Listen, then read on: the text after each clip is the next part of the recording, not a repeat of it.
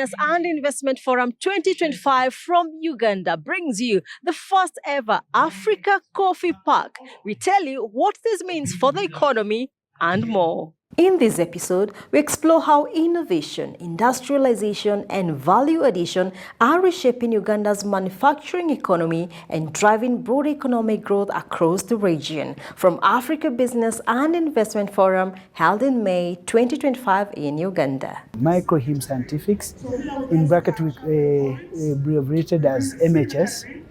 So this is an indigenous, local company that has been in importation of health products in the area of diagnostics for some time.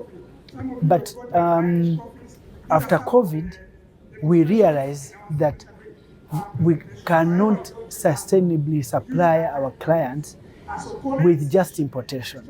So the board made a decision that we join, we share in the vision of 2040 for African Union of reducing health products importation from 99% to 40%. So us as MHS, we picked out the IVD part and set up a plant to manufacture locally products to replace what we were importing. What is IVD? So IVD is in vitro diagnostics. So in others, test kits. For example, the HIV test kits, the malaria test kits, the hepatitis B test kits, the syphilis test kits, the HPV test kits, those types of test kits. This is a huge part of the health expenditure, okay? That 99, actually on the continent, there by 2021, no one was manufacturing these IVD products on the continent. After COVID, only 5 countries in the whole continent have set up, okay? So that's Uganda, South Africa, Ghana, Nigeria, and Morocco. So we have set out for us to manufacture for the region.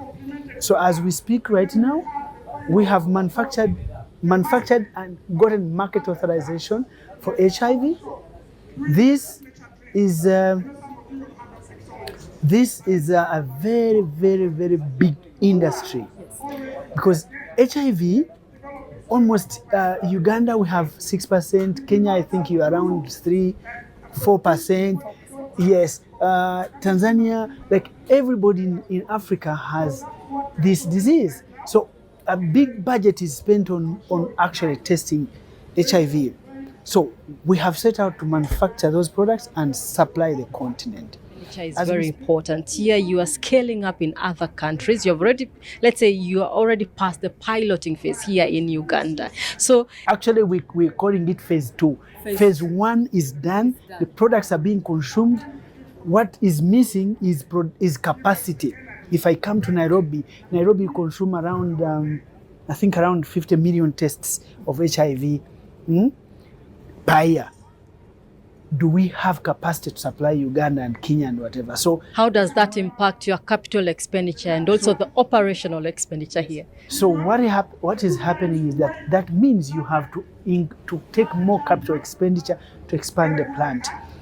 So right now as we speak, we have what's going up, the phase 2 expansion of this plant is costing us $150 million.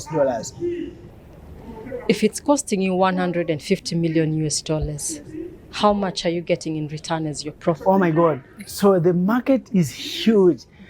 I will just give you Uganda, Kenya, Tanzania, Rwanda, and Burundi, the original East African countries, the 5 countries.